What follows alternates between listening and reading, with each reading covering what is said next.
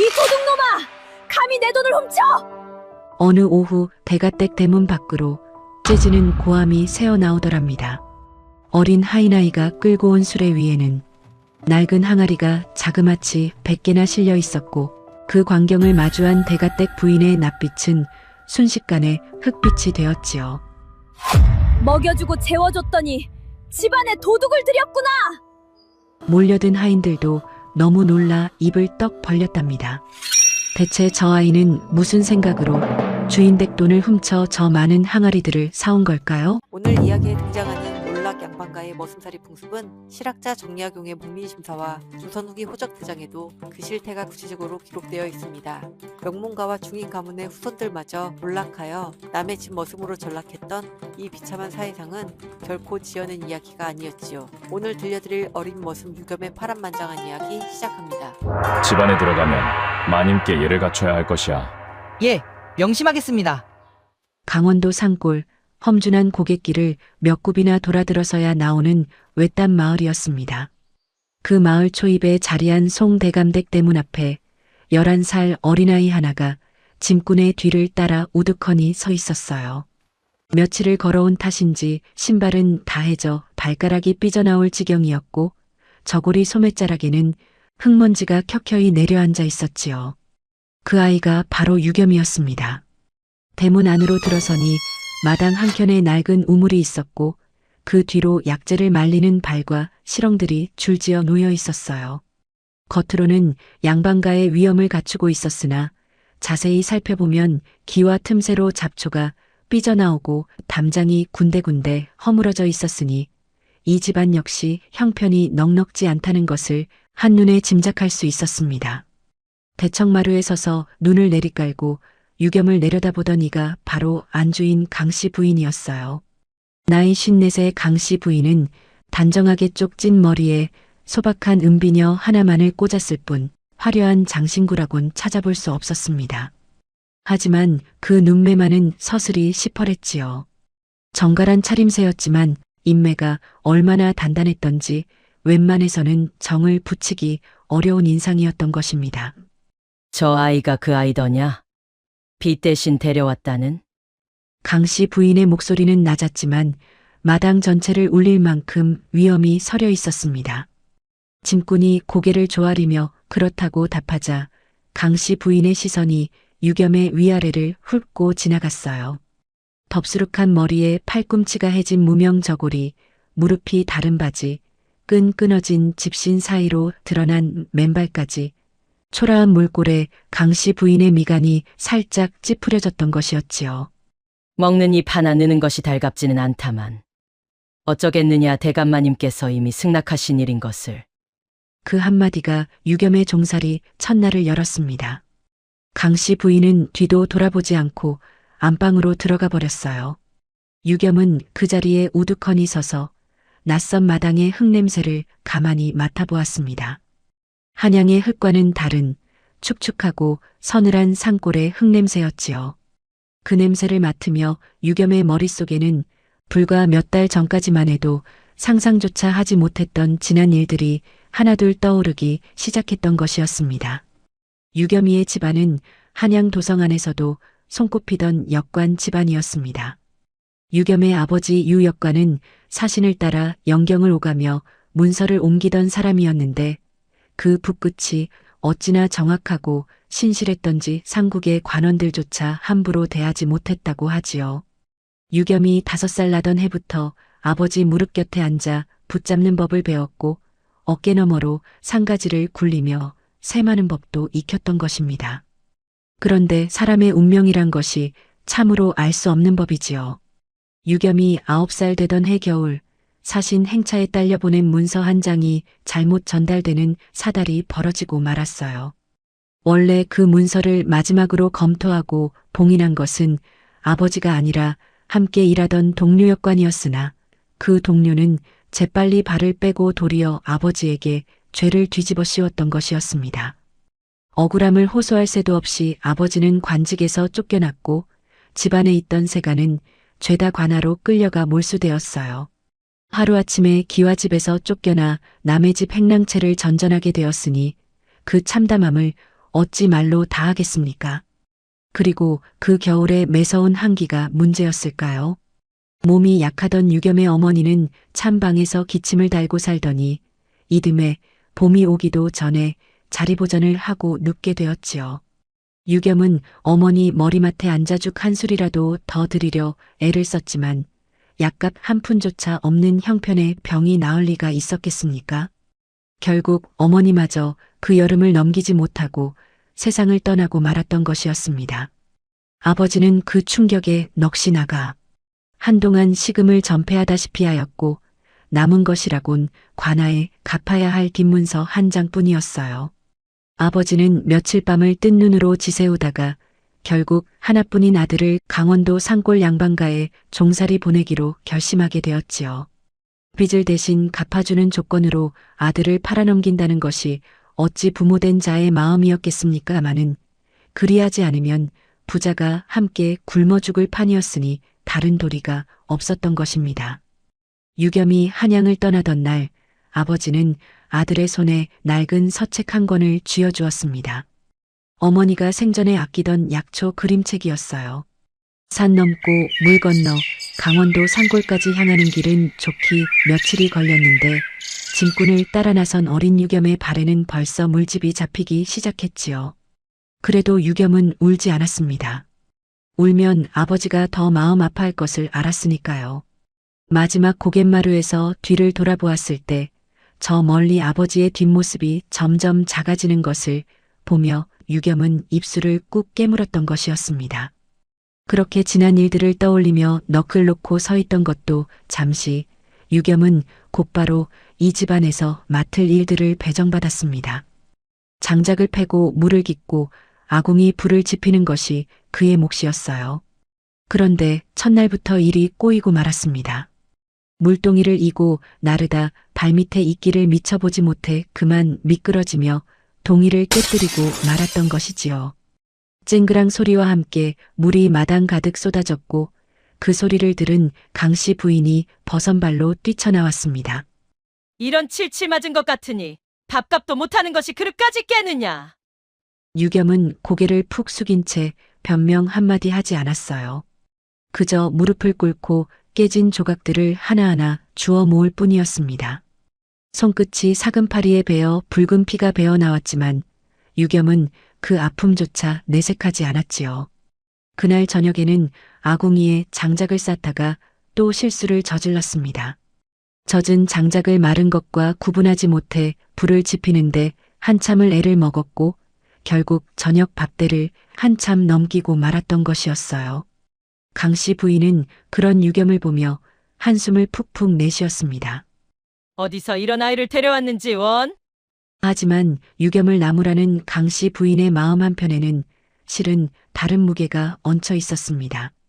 몇 해째 이어진 흉년과 약재 실패로 곳간이 비어가는 것을 가장 가까이서 버텨온 사람이 바로 강씨 부인이었으니까요. 새로 들어온 입 하나가 그저 성가신 것이 아니라 두려운 것이었습니다. 이러다 온 집안이 굶주리게 될까봐 그 두려움이 강씨 부인의 매서운 말투 뒤에 숨어 있었던 것이지요. 그날 밤 유겸은 저녁으로 받은 보리밥 한 그릇을 앞에 두고 한참을 망설였습니다. 뒷마당 구석에 웅크리고 있는 늙은 개가 눈에 들어왔기 때문이었어요.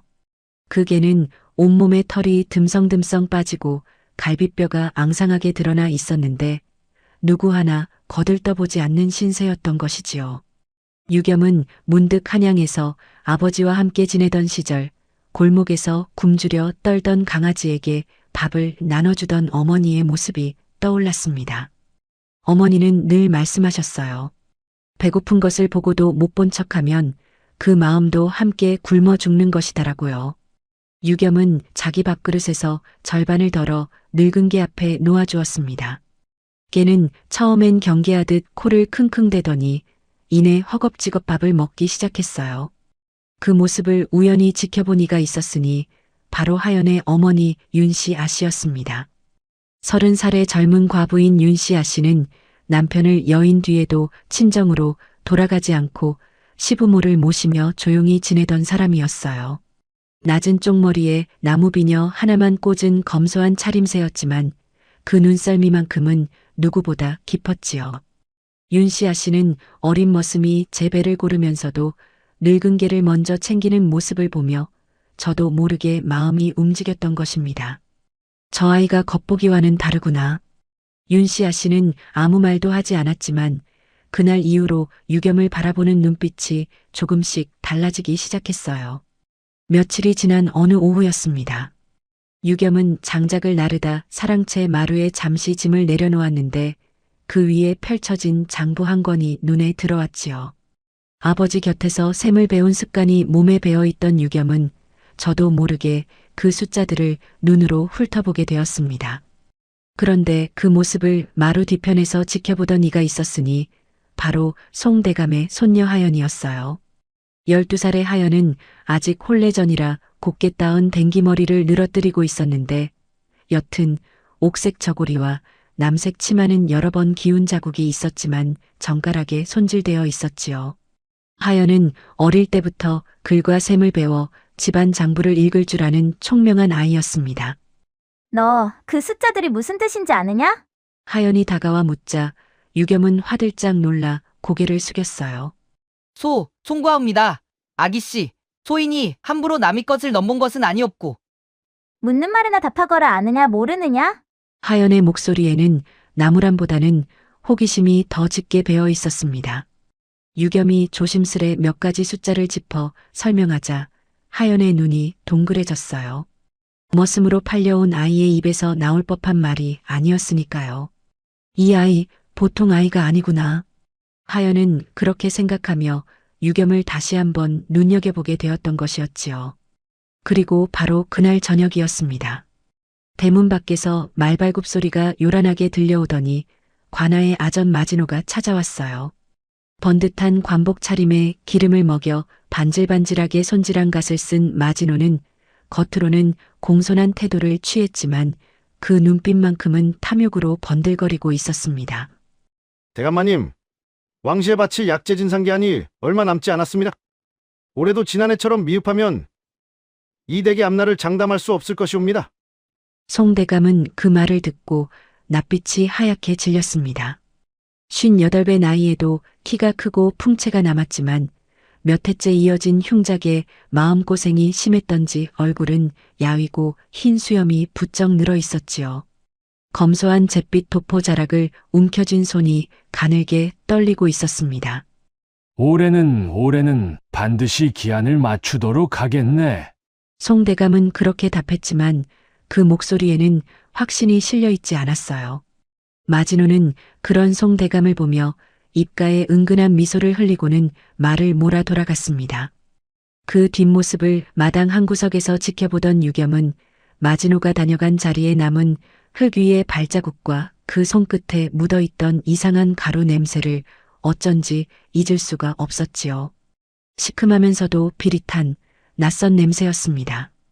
유겸은 그것이 무엇인지 알 수 없었지만 그 냄새가 예사롭지 않다는 것만은 온몸으로 느끼고 있었던 것이었습니다. 마진호가 다녀간 그날 밤 이후로 유겸의 마음 한구석에는 좀처럼 가시지 않는 찜찜함이 자리 잡고 있었습니다. 마진호의 손끝에서 풍기던 그 시큼하고 비릿한 냄새가 자꾸만 코끝에 아른거렸던 것이었어요.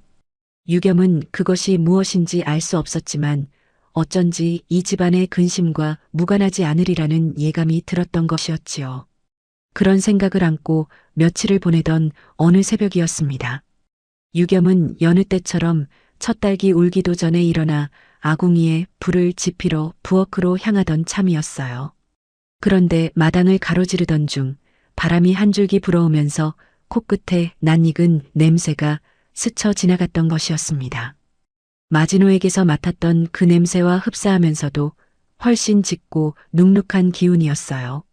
시큼하면서도 물큰한 마치 오래 묵은 걸레를 짜낸 듯한 그런 냄새였습니다. 유겸은 걸음을 멈추고 코를 벌름거리며 그 냄새의 근원을 가늠해 보았어요. 냄새는 분명 마당 한쪽 구석, 낮고 허름한 종자 창고 쪽에서 풍겨오고 있었던 것이었지요. 사실 유겸에게는 이런 냄새에 유독 예민하게 반응하는 까닭이 있었습니다. 어머니가 살아계실 적 뒤뜰에 작은 약초밭을 가꾸시며 늘 하시던 말씀이 있었기 때문이었어요.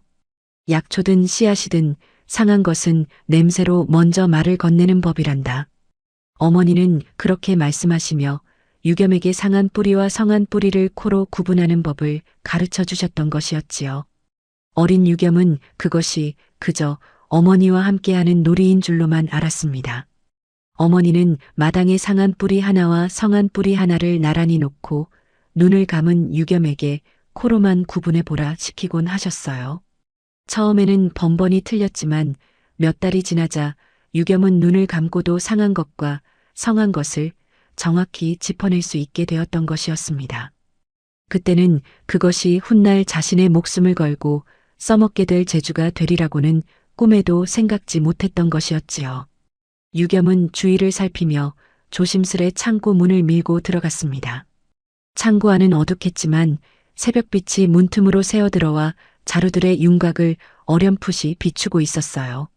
삼배자루 여러 개가 나란히 쌓여 있었는데 겉보기에는 멀쩡한 자루들이었지만 유겸의 코는 그 안에서 풍겨 나오는 눅눅하고 시큼한 기운을 놓치지 않았던 것이었습니다. 유겸은 자루 하나를 조심스레 풀어 손바닥에 씨앗 몇 알을 쏟아보았어요. 겉으로 보기에는 여느 씨앗과 다를 바 없었지만 손끝에 닿는 감촉이 어쩐지 물컹했던 것이었지요. 손톱으로 씨앗 하나를 살짝 눌러보자 속에서 물기가 배어나왔습니다. 이미 속으로는 썩어가고 있었던 것이었어요. 유겸의 가슴이 철렁 내려앉았습니다. 이 씨앗들이 바로 올봄 왕실에 진상할 약재밭에 뿌려질 것들이라는 사실을 알고 있었기 때문이었어요. 만약 이 상한 씨앗들이 그대로 밭에 뿌려진다면 싹이 트지 않거나 트더라도 병들어 죽고 말 것이 분명했던 것이었지요. 이 자루들을 그대로 심으면 밭이 온전할 리가 없다. 하지만 내가 함부로 손을 댔다가는 또 무슨 의심을 받을는지 유겸은 잠시 망설였습니다. 지난번 물동이를 깨뜨렸을 때 강씨 부인에게 호되게 꾸중을 들은 기억이 아직도 생생했으니까요. 하지만 이대로 모른 척 넘어가면 집안 전체가 위태로워질 것이 뻔했습니다. 유겸은 결국 마음을 굳히고 썩은 씨앗과 성한 씨앗을 가려내기 시작했어요. 한 알한 알 손끝으로 매만지며 상한 것을 골라내는 그 작업이 얼마나 조심스러웠던지 시간 가는 줄도 몰랐던 것이었습니다. 그런데 하필이면 그 순간 강씨 부인이 창고 쪽으로 다가오고 있었어요. 강씨 부인에게도 그날 아침 일찍 창고로 향한 나름의 사정이 있었습니다. 며칠 전부터 곡간직이 늙은 종이 씨앗의 양이 어쩐지 줄어드는 것 같다고 귀띔을 해왔던 것이었지요. 흉년이 겹쳐 살림이 공궁해진 터라 강씨 부인은 그 말을 듣고 잠도 제대로 이루지 못했던 것이었습니다. 혹여 종들 중 누군가 씨앗을 빼돌려 팔아넘기는 것은 아닌지 그 걱정에 새벽부터 몸소 창고를 살피러 나선 것이었어요. 그게 누구냐? 감히 종자 창고에 함부로 손을 대다니. 강씨 부인의 날카로운 목소리가 창고 안을 쩌렁쩌렁 울렸습니다. 유겸은 화들짝 놀라 손에 쥐고 있던 씨앗을 놓칠 뻔했어요. 강씨 부인은 성큼성큼 다가와 유겸의 손에 들린 씨앗 자루를 낚아채듯 살펴보았던 것이었지요. 이것이 무엇하는 짓이냐? 씨앗을 훔쳐다 팔아넘길 셈이었더냐? 아, 아니옵니다, 마님. 소인은 그저 무엇을 하려 했다는 게냐? 종자 창고는 이 집안의 목숨줄과도 같은 곳이거늘 어린 것이 함부로 손을 대다니 될 법이나 한 소리더냐? 강씨 부인의 목소리에는 분노보다 더 깊은 무언가가 서려 있었습니다. 실은 그것은 두려움이었어요. 몇 해째 이어진 흉작으로 집안 곳간이 나날이 얇아지는 것을 가장 가까이서 지켜본 사람이 바로 강씨 부인이었으니까요. 새로 들어온 어린 머슴이 창고를 뒤지고 있는 광경을 마주하자 그 두려움이 순식간에 분노로 터져 나왔던 것이었지요. 유겸은 억울한 마음이 목구멍까지 차올랐지만 차마 말이 되어 나오지 않았습니다. 강씨 부인의 표정이 얼마나 매서웠던지 무슨 말을 해도 믿어주지 않을 것 같았던 것이었어요. 결국 유겸은 고개를 숙인 채 아무 대꾸도 하지 못했습니다. 그런데 그 소란을 듣고 마침 마당을 지나던 하연이 창고 쪽으로 다가왔던 것이었지요. 할머님, 무슨 일이시옵니까? 하연이 다가와 묻자 강씨 부인은 시근덕거리며 자초지종을 설명했습니다. 하연은 강씨 부인의 손에 들린 씨앗자루를 물끄러미 바라보다가 문득 유겸에게 눈길을 돌렸어요. 사실 하연에게는 이 일을 마냥 흘려버릴 수 없는 나름의 이유가 있었던 것이었습니다. 며칠 전 사랑채 마루에서 유겸이 장부의 숫자를 막힘없이 읽어내는 모습을 목격한 이후로 하연은 이 어린 머슴이 예사롭지 않다는 것을 이미 눈치채고 있었으니까요. 게다가 하연은 그 무렵부터 홀로 집안 장부를 들여다보며 마음에 걸리는 것이 하나 있었습니다. 지난달 봄비가 유독 잦았던 시기부터 창고에서 꺼내 심은 씨앗 중 싹을 틔우지 못하는 것들이 예년보다 눈에 띄게 늘어났다는 사실을 발견했던 것이었지요. 처음에는 그저 날씨 탓이려니 여기고 넘겼지만 곰곰이 생각해보니 어쩐지 석연치 않은 구석이 있었던 것이었습니다. 저 아이가 정말 씨앗을 훔치려 했다면 왜 자루를 풀어 씨앗을 골라내고 있었겠습니까? 훔칠 셈이었다면 자루째 들고 나갔을 일이지요. 하연의 그 한마디에 강씨 부인의 기세가 잠시 주춤했습니다. 듣고 보니 일리가 있는 말이었으니까요. 하연은 유겸을 향해 다시 물었어요. 너 대체 무엇을 하고 있었던 게냐? 바른대로 고하여라. 유겸은 잠시 망설이다가 조심스레 입을 열었습니다. 씨앗에서 상한 냄새가 났사옵니다. 그대로 심으면 밭이 성치 못할 것이옵니다. 그 말에 강씨 부인이 코웃음을 쳤어요. 어린 것이 무슨 헛소리를 하는 게냐? 씨앗에서 냄새가 난다니 그런 말도 안 되는 소리가 어디 있단 말이더냐? 하지만 하연은 유겸의 말이 어쩐지 마음에 걸렸습니다. 방금 전 자신이 곱씹던 장부의 이상한 점과 유겸이 말하는 상한 씨앗의 냄새가 서로 맞아떨어지는 듯한 느낌이 들었던 것이었어요. 내 눈으로 직접 확인해 보겠다. 하연은 그렇게 말하며 유겸이 골라낸 씨앗 몇 알을 손에 쥐고 우물가로 향했습니다. 유겸도 조심스레 그 뒤를 따랐어요. 하연은 대야에 물을 받아 씨앗을 하나씩 담가보기 시작했습니다. 성한 씨앗들은 이내 묵직하게 가라앉았지만 유겸이 상했다고 골라낸 씨앗들은 물 위로 둥둥 떠오르며 자잘한 거품을 뿜어냈던 것이었지요. 이것 보십시오, 아기씨. 정말로 뜨는 것들이 있사옵니다. 하연의 눈이 놀라움으로 커졌습니다. 유겸의 말이 결코 헛소리가 아니었다는 것이 눈앞에서 증명된 순간이었어요. 그 광경을 지켜보던 윤씨 아씨도 마침 지나가다 걸음을 멈추었던 것이었지요. 윤씨 아씨는 평소 약재를 말리는 일을 도맡아 왔기에 이런 종류의 냄새와 습기 문제에는 나름대로 일가견이 있었습니다. 내 일찍이 약재를 말리다 보니 습기가 든 것들에서 비슷한 냄새를 맡은 적이 있었다. 저 아이의 말이 아주 근거 없는 것은 아닐게야. 윤씨 아씨의 그 한마디가 하연에게 큰 힘이 되었어요. 하연은 강씨 부인에게 다시 아뢰었습니다. 할머님, 저 아이의 말이 사실인 듯 하옵니다. 씨앗의 일부가 이미 상하였다면 그대로 심었다가는 올해 농사도 그르칠 것이옵니다. 하지만 강씨 부인은 여전히 마뜩자는 얼굴이었어요. 설령 그렇다 한들 어린 머슴 하나가 종자창고를 마음대로 헤집고 다니는 것은 용납할 수 없는 일이다. 다시는 함부로 손대지 말거라. 강씨 부인은 그렇게 매몰차게 자리를 떴지만 그 뒷모습에는 어쩐지 착잡한 기색이 서려 있었습니다. 믿고는 싶으나 쉽사리 믿어지지 않는 그런 심정이었던 것이었지요. 강씨 부인 나름대로도 사정이 있었습니다.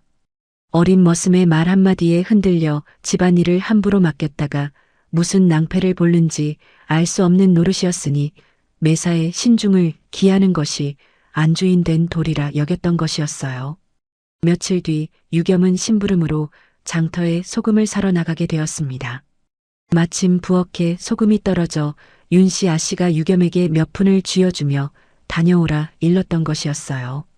장터 어귀를 지나던 중 등에 커다란 짐을 진 늙은 장사꾼 하나가 눈에 들어왔습니다. 다해진 삼배 두루마기에 낡은 패랭이를 쓴 그 노인은 한쪽 다리를 절며 걷고 있었는데 등에는 소금 자루와 함께 숯 자루 말린 쑥과 생강 꾸러미까지 잔뜩 짊어지고 있었던 것이었지요. 이 노인이 바로 장목수였습니다. 유겸이 소금을 사려고 다가서자 장목수는 유겸의 손끝과 옷자락에 밴 흙냄새를 맡고는 슬쩍 눈을 가늘게 떴어요. 너 흘기를 하는 아이로구나. 그런데 그 손끝에서 나는 냄새가 예사롭지 않아 보이는구먼. 유겸은 놀라서 장목수를 바라보았습니다. 낯선 노인이 자신의 재주를 단번에 알아본 것 같았기 때문이었어요. 어르신께서는 어찌 그것을 아시옵니까? 장목수는 빙그레 웃으며 짐을 내려놓고 잠시 숨을 돌렸습니다. 그러고는 지나온 세월을 잠시 회상하는 듯한 표정을 지었어요. 내 젊었을 적 관아의 종자 창고를 맡아보던 사람이었느니라. 그때는 나도 너처럼 씨앗 냄새 하나로 좋고 나쁨을 가려내는 재주가 있었지. 하나 그 재주 때문에 오히려 화를 입은 적도 있었느니라. 유겸은 그 말에 궁금증이 일었습니다. 화를 입으셨다니요, 어르신? 장목수의 얼굴에 잠시 씁쓸한 그늘이 스쳤어요. 좋은 종자를 몰래 빼돌리던 자들이 있었는데 내 그것을 알아채고 고했다가 도리어 누명을 쓰고 쫓겨났던 것이란다. 세상 일이란 게 그런 것이야. 바른 말을 한다고 반드시 좋은 일만 생기는 것은 아니니라. 장목수는 그렇게 말하며 잠시 먼 산을 바라보았습니다. 그 눈빛에는 오랜 세월 사귀지 못한 억울함이 담겨 있는 듯 했어요. 하지만 이내 다시 유겸에게로 시선을 돌리며 말을 이었습니다. 씨앗이라는 것이 참으로 신묘해서 사람과 다를 바가 없는 법이야. 사람도 숨을 쉬어야 살듯이 씨앗도 숨을 쉬어야 사는 것이지. 유겸은 그 말이 무슨 뜻인지 궁금하여 눈을 반짝였어요. 씨앗이 숨을 쉰다는 것이 무슨 말씀이시옵니까? 씨앗을 자루에 꽁꽁 싸매어 눅눅한 곳에 두면 그 안에서 씨앗이 제 숨을 쉬지 못하고 썩어버리는 법이란다. 물을 자주 주는 것만이 능사가 아니야. 오히려 지나친 습기를 걷어내고 바람이 통하게 해주어야 씨앗도 흙도 다시 숨을 쉬는 것이지. 그 말을 듣는 순간 유겸의 머릿속에 무언가 번뜩 스치는 것이 있었습니다. 종자 창고에서 맡았던 그 눅눅한 냄새가 바로 씨앗이 숨을 쉬지 못해 썩어가는 냄새였다는 것을 비로소 깨달은 것이었어요. 유겸은 장목수에게 더 묻고 싶은 것이 많았지만 노인은 더 이상 자세한 것을 알려주지 않았습니다. 내 이야기는 여기까지다. 나머지는 내 스스로 알아내어야 하는 법이니라. 다만 하나만 일러두마. 상한 것을 골라내는 것만으로는 부족하다. 그 상한 기운이 어디서 오는지 그 뿌리를 찾아야 진짜 문제를 풀 수 있는 법이니라. 장목수는 그렇게 의미심장한 말을 남기고는 짐을 다시 짊어지고 절뚝이며 장터 저편으로 사라져갔습니다. 유겸은 그 뒷모습을 한참이나 바라보며 노인의 말을 곱씹고 또 곱씹었던 것이었지요. 상한 기운의 뿌리를 찾으라는 그 말이 훗날 얼마나 중요한 실마리가 될지 이때의 유겸은 미처 알지 못했던 것이었습니다. 한편 종자 창고에서 있었던 소동은 관아의 마지노의 귀에까지 들어가게 되었습니다. 송대감댁에 드나들던 하인 하나가 장터에서 지나가는 말로 이 이야기를 옮긴 것이 화근이었어요. 마지노는 그 소식을 전해 듣고는 속으로 회심의 미소를 지었습니다. 사실 마지노에게는 이 소동이 그저 남의 집 우스운 이야깃거리가 아니었던 것이었지요. 실은 마지노야말로 몇 해 전부터 좋은 씨앗을 몰래 빼돌리고 그 자리에 습기 먹은 씨앗과 상한 씨앗을 슬쩍 채워 넣어온 진짜 장본인이었으니까요. 그 수법은 이러했습니다. 왕실에 진상할 종자와 약재가 관아의 창고에 들어오면 마지노는 그중 상품만을 골라 몰래 빼돌려 한양의 뒷거래 상인에게 넘기고 그 부족분을 하품이나 이미 상하기 시작한 것들로 채워 넣어 눈속임을 해왔던 것이었습니다. 그렇게 빼돌린 좋은 종자와 약재를 팔아넘긴 돈으로 마지노는 남몰래 재물을 불려왔고 벌써 그 짓을 벌인 지가 여러 해였던 것이었어요. 지방의 여러 진상 가문 중에서도 유독 송대감 댁에 하품을 몰아준 까닭은 송대감이 성정이 유약하여 쉽게 몰아붙일 수 있는 상대였기 때문이었지요.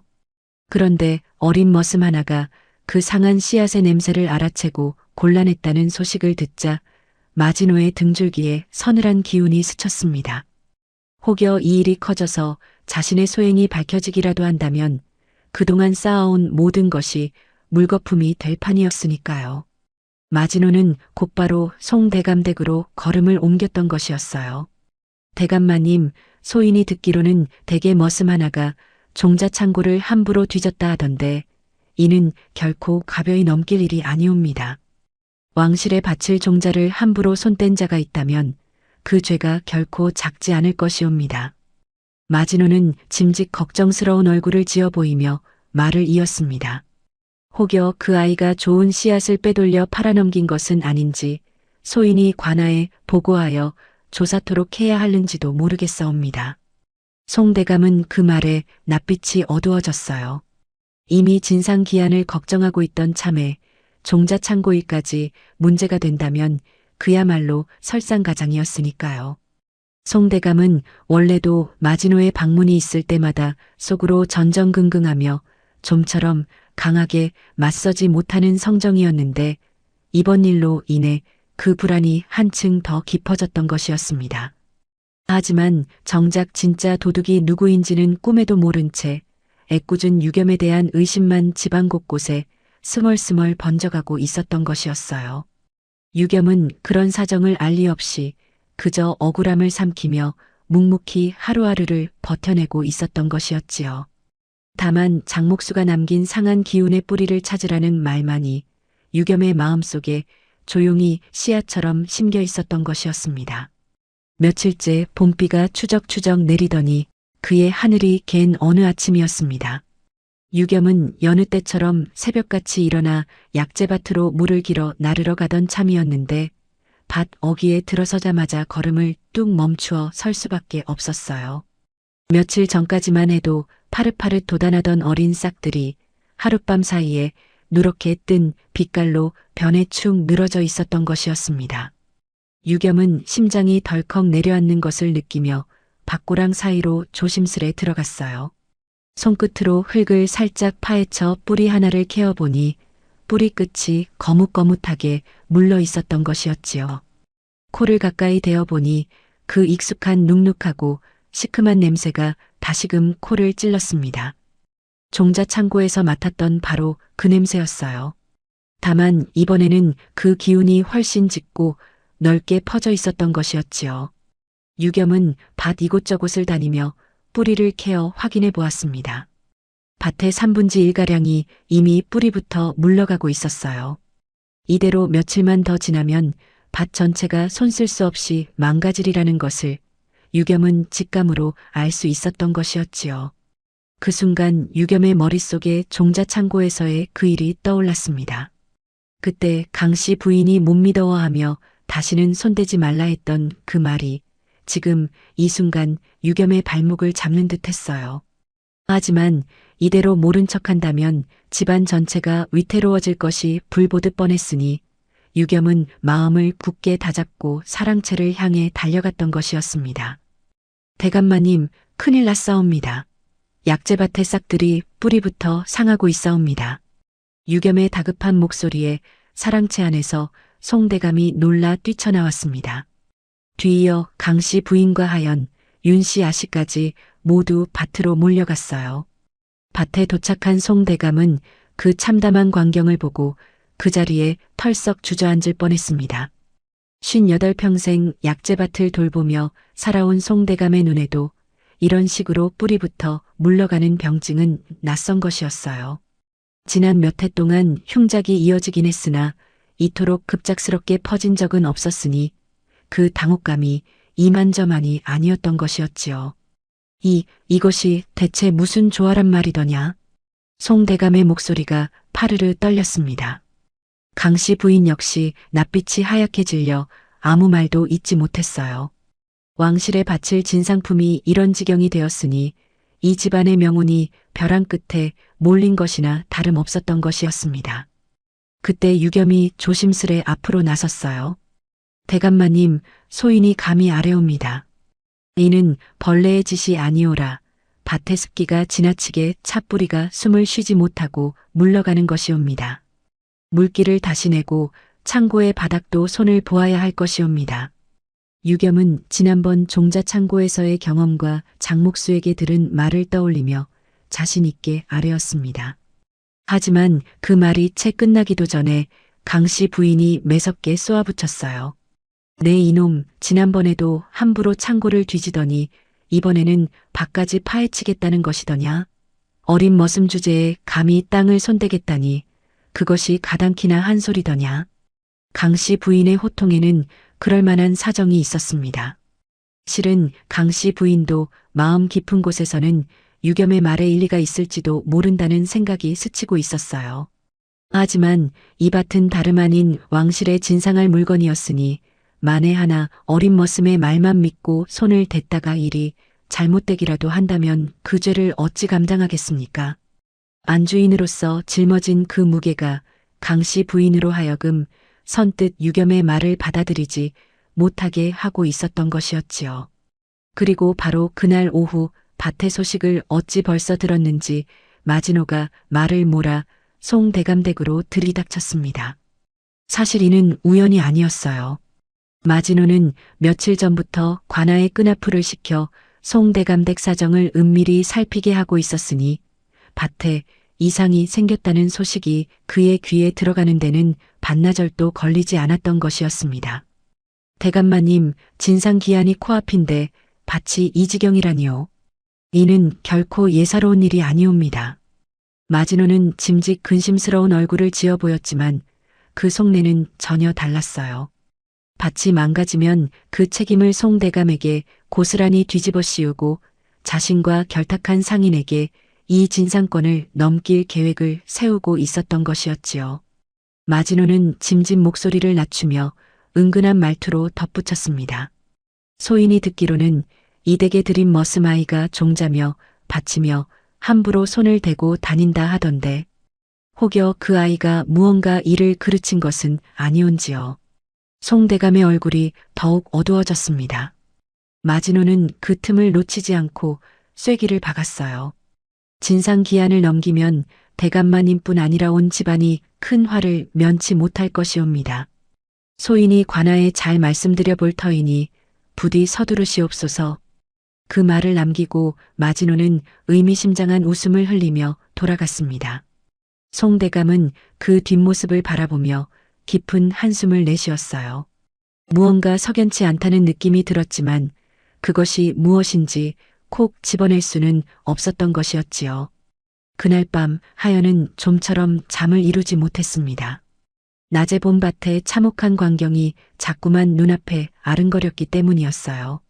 하연은 결국 등불을 밝히고 집안의 장부를 다시 꺼내 들었습니다. 실은 하연이 장부를 살피는 것에는 나름의 사연이 있었어요. 어릴 적 아버지가 병으로 세상을 떠난 뒤 할아버지 송대감이 하연에게 직접 글과 셈을 가르치며 이렇게 말씀하신 적이 있었던 것이었지요. 이 집안에 아들이 없으니 내가 대신 이 장부를 읽을 줄 알아야 한다. 훗날 이 집안을 지킬 사람은 너일지도 모르는 일이야. 그 말이 하연의 가슴에 깊이 새겨져 하연은 남몰래 틈나는 대로 장부를 들여다보는 습관을 들여왔던 것이었습니다. 하연은 지난 몇 달간의 종자 출납 기록을 하나하나 짚어 내려가기 시작했어요. 그러다 문득 이상한 점을 발견했습니다. 관아에서 종자와 약재를 받아온 날짜와 씨앗이 부쩍 상하기 시작한 시점이 묘하게 겹쳐 있었던 것이었지요. 게다가 그 받아온 날짜마다 어김없이 마진호가 직접 창고를 살피고 갔다는 기록이 남아 있었습니다. 설마 이것이 그저 우연일 리가 있을까? 하연의 손끝이 가늘게 떨렸습니다. 하지만 아직은 심증뿐 뚜렷한 물증이 없었으니 함부로 입 밖에 낼 수도 없는 노릇이었어요. 하연은 장부를 덮으며 깊은 한숨을 내쉬었습니다. 이 일을 누구에게 알려야 할지, 알린다 한들 누가 믿어줄지 막막하기만 했던 것이었지요. 바로 그때 창밖에서 인기척이 들려왔습니다. 하연이 살며시 문을 열어보니 유겸이 뒷마당 감나무 아래 쪼그려 앉아 흙을 손에 쥔 채 골똘히 생각에 잠겨 있었어요. 하연은 조심스레 마당으로 나가 유겸의 곁에 다가섰습니다. 너도 잠이 오지 않는 게로구나. 유겸이 깜짝 놀라 고개를 들었어요.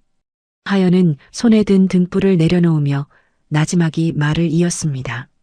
낮에 내가 한 말, 아주 틀린 말은 아닌 듯 싶다. 내 오늘 밤 장부를 살펴보니 종자가 상하기 시작한 시점과 관하에서 종자를 받아온 날짜가 이상하리만치 맞아떨어지더구나. 유겸의 눈이 커졌습니다. 자신이 냄새로만 느꼈던 것을 하연은 숫자와 기록으로 뒷받침해주고 있었던 것이었어요. 하오면 아기씨, 그것이 관하의 종자에 처음부터 문제가 있었다는 뜻이 아니겠사옵니까? 그럴지도 모르지. 하나 아직은 짐작일 뿐 확신할 수는 없구나. 하연은 그렇게 말하며 잠시 말을 아꼈습니다. 실은 하연의 마음속에는 유겸에게도 아직 털어놓지 못한 또 다른 근심이 자리하고 있었어요. 며칠 전 할머니 강씨 부인의 심부름으로 사랑채 다락방에 오래된 서책을 가지러 올라갔던 적이 있었는데 그때 낡은 병풍을 옮기다가 우연히 그 뒤편 벽장에 은자 꾸러미가 감추어져 있는 것을 보고 말았던 것이었습니다. 하연은 그것이 할머니가 만일의 사태를 대비해 홀로 모아둔 비상금이라는 것을 어렴풋이 짐작하고 있었지요. 그 순간에는 그저 놀라서 아무에게도 말하지 않고 넘어갔었는데 지금 이 밭의 위기를 마주하고 보니 문득 그 은자가 머릿속을 스치고 지나갔던 것이었어요. 혹여 저 은자가 이 위기를 헤쳐나갈 방도가 될 수 있을까? 하지만 하연은 차마 그 생각을 입 밖에 내지 못했습니다. 그것은 할머니의 오랜 세월이 담긴 비상금이었으니 함부로 손을 댄다는 것이 얼마나 큰일인지 하연도 잘 알고 있었기 때문이었어요. 게다가 그 돈에 손을 댄다면 필시 크나큰 죄를 짓는 일이 될 터였으니 12살 하연의 마음속에서도 쉽사리 정할 수 없는 문제였던 것이었지요. 유겸아, 내 하나만 물으마. 내가 말한 대로 물기를 내고 창고를 손본다면 정녕 밭을 살릴 수 있겠느냐? 하연의 물음에 유겸은 잠시 생각에 잠겼다가 조심스레 답했습니다. 확신할 수는 없사오나 장목수 어르신의 말씀대로 흙과 씨앗이 다시 숨을 쉬게 해준다면 가망이 아주 없지는 않을 것이옵니다. 다만 그리하려면 적잖은 것들이 필요할 것이옵니다. 수치며 재며 그리고 그것들을 담을 그릇도 여러 개 있어야 할 것이고요. 유겸의 말끝이 흐려졌습니다. 그런 것들을 마련하려면 결국 돈이 필요하다는 것을 유겸도 어렴풋이 깨닫고 있었던 것이었어요. 하지만 빚 대신 팔려온 머슴의 처지에 무슨 돈이 있겠습니까? 유겸은 그저 답답한 마음에 흙을 만지작거릴 뿐이었습니다. 하연은 그런 유겸의 모습을 물끄러미 바라보다가 결국 다락방의 은자에 대해서는 차마 입을 떼지 못한 채 자리에서 일어섰어요. 오늘은 늦었으니 그만 들어가자꾸나. 내 좀 더 생각해 보아야겠다. 하연은 그렇게 말하며 방으로 돌아갔지만 그 밤 내내 뒤척이며 좀처럼 잠을 이루지 못했습니다. 밭을 살릴 방도와 할머니의 비상금 사이에서 마음이 갈피를 잡지 못하고 있었던 것이었지요.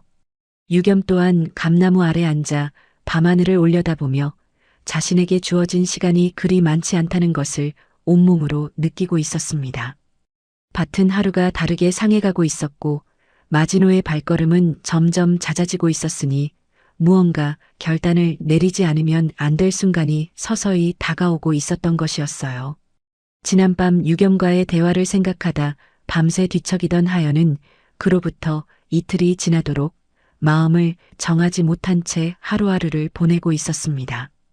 그 사이 약재밭의 상태는 점점 더 나빠져만 갔어요. 처음에는 밭의 3분지 1가량이었던 병증이 이제는 절반에 가깝게 번져 있었던 것이었습니다. 유겸은 매일 아침 저녁으로 밭을 살피며 애를 태웠지만 손을 쓸 방도가 마땅치 않았어요. 창고를 손보고 물기를 내는 데 필요한 수치며 소금이며 항아리 같은 것들을 마련하려면 결국 돈이 있어야 했으니까요. 그러던 어느 새벽 하연은 결심을 굳혔습니다. 실은 그 결심에는 하연 나름의 절박한 사정이 있었어요.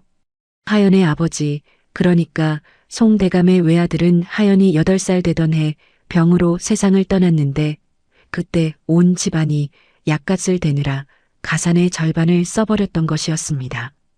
그날 이후로 하연은 늘 마음 한구석에 죄책감 같은 것을 품고 있었어요. 자신이 태어나지 않았더라면 혹은 아버지의 병이 조금만 더 일찍 나았더라면 집안이 이토록 기울지 않았을지도 모른다는 어린아이답지 않은 무거운 생각이었던 것이었지요.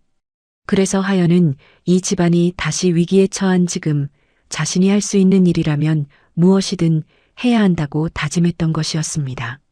하연은 새벽같이 일어나 뒷마당으로 나가 유겸을 찾았습니다. 유겸은 여느 때처럼 감나무 아래서 밭쪽을 바라보며 시름에 잠겨 있었어요. 유겸아, 내 긴히 할 말이 있다. 하연의 목소리가 평소와 달리 무겁게 가라앉아 있었습니다. 유겸이 의아한 얼굴로 하연을 바라보았어요. 무슨 일이시옵니까, 아기씨? 하연은 잠시 주위를 살피더니 목소리를 한껏 낮추어 입을 열었습니다. 사랑채 다락방 병풍 뒤에 벽장이 하나 있다. 그 안에 할머님께서 모아두신 은자가 있느니라. 유겸의 눈이 휘둥그레졌습니다. 그런 것이 있으리라고는 상상도 하지 못했던 것이었어요. 그것을 어찌 아기씨께서 알고 계시옵니까? 며칠 전 할머님 심부름으로 서책을 가지러 갔다가 우연히 보게 되었다. 할머님께서 집안에 위급한 일이 생겼을 때 쓰려고 홀로 모아두신 것일게야. 하연은 그렇게 말하며 유겸을 똑바로 바라보았습니다. 그 눈빛에는 두려움과 결연함이 함께 서려 있었어요. 지금이 바로 그 위급한 때가 아니겠느냐. 밭을 이대로 두면 이 집안은 끝이다. 나는 그 은자를 써야 한다고 생각한다. 유겸은 한참을 아무 말도 하지 못했습니다. 남의 집 재물에 그것도 안주인이 몰래 감춰둔 비상금에 손을 댄다는 것이 얼마나 무서운 일인지 잘 알고 있었기 때문이었어요. 더군다나 유겸 자신은 빚 대신 팔려온 머슴의 신세였으니 만약 이 일이 발각된다면 그 죄가 얼마나 무겁게 떨어질지 짐작조차 되지 않았던 것이었지요. 하지만 동시에 밭을 이대로 두었다가는 이 집안 전체가 무너지리라는 것 또한 너무나 분명한 사실이었습니다. 아기씨, 하오나 그것은 마님의 물건이옵니다. 소인 같은 것이 함부로 손을 댔다가는 내가 알려주었다고 하면 되지 않느냐? 내가 함께 책임을 지면 될 일이다. 하연이 단호하게 말했습니다. 하지만 그 말을 들은 유겸의 마음속에서는 오히려 다른 생각이 자리를 잡기 시작했어요. 유겸은 하연의 얼굴을 가만히 바라보았습니다. 지난 몇 달간 이 집안에서 유일하게 자신을 믿어준 사람이 바로 하연이었으니까요. 종자 창고일로 오해를 받았을 때도 씨앗을 물에 담가 자신의 말이 사실임을 증명해 준 것도 하연이었습니다. 그런 하연이 이 일로 인해 벌을 받게 둘 수는 없었던 것이었어요. 아기씨가 알려주었다는 사실이 알려지면 아기씨 또한 크게 혼이 나실 것이다. 어쩌면 그보다 더한 벌을 받으실지도 모르는 일이야. 유겸은 그렇게 생각하며 마음속으로 조용히 결심을 굳혔습니다. 만약 이 일이 발각되더라도 자신이 혼자 저지른 일이라고 말하리라는 결심이었어요. 하연이 알려주었다는 사실은 결코 입 밖에 내지 않으리라 그렇게 다짐했던 것이었지요. 아기씨, 소인이 알아서 하겠사옵니다. 아기씨께서는 이 일에 대해 아무것도 모르시는 것으로 해주시옵소서. 무슨 소리를 하는 게냐? 내가 알려준 것을 어찌 너 혼자. 소인은 어차피 팔려온 몸이옵니다. 잃을 것이 없사옵니다. 하나 아기씨는 다르시지 않사옵니까? 유겸의 목소리는 나직했지만 흔들림이 없었습니다. 하연은 그런 유겸을 바라보며 말문이 막혔어요. 11살 어린 머슴의 입에서 나온 말이라기엔 너무나 어른스러운 각오였으니까요. 하연은 무어라 더 말을 하려 했지만 유겸은 이미 마음을 정한 듯 고개를 숙여 보이고는 몸을 돌려 다락방 쪽으로 걸음을 옮기고 있었던 것이었습니다. 유겸은 조심스레 사랑채 안으로 들어갔습니다. 다행히 이른 새벽이라 집안 사람들은 아직 깊이 잠들어 있었어요. 하연이 일러준 대로 다락방으로 올라가 낡은 병풍을 조심스레 옆으로 밀어보니 과연 그 뒤편에 작은 벽장문이 숨겨져 있었던 것이었지요. 유겸의 심장이 쿵쾅쿵쾅 뛰기 시작했습니다. 손끝이 가늘게 떨렸어요. 이 문을 여는 순간 다시는 돌이킬 수 없는 길로 들어서는 것이라는 것을 유겸도 잘 알고 있었던 것이었습니다. 이것을 주면 오늘 이 집안의 은인이 될 수도 있고 영영 도둑놈으로 낙인 찍힐 수도 있는 것이다. 하지만 이대로 아무것도 하지 않으면 밭도 이 집안도 끝이야. 유겸은 어차피 두 가지 길 중 하나뿐이라면 무엇이라도 해보는 것이 낫다고 생각했습니다. 떨리는 손으로 벽장문을 열자 어스름한 새벽빛 속에서 작은 함 하나가 눈에 들어왔어요. 함을 열어보니 그 안에는 묵직한 은자 꾸러미가 가지런히 놓여 있었던 것이었지요. 유겸은 그중 얼마간을 꺼내 품속에 감추었습니다. 손이 떨려 은자 몇 알을 놓칠 뻔했지만 이를 악물고 다시 주워 담았어요.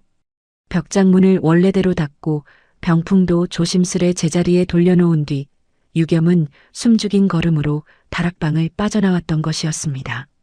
날이 밝자마자 유겸은 장터로 달려갔습니다.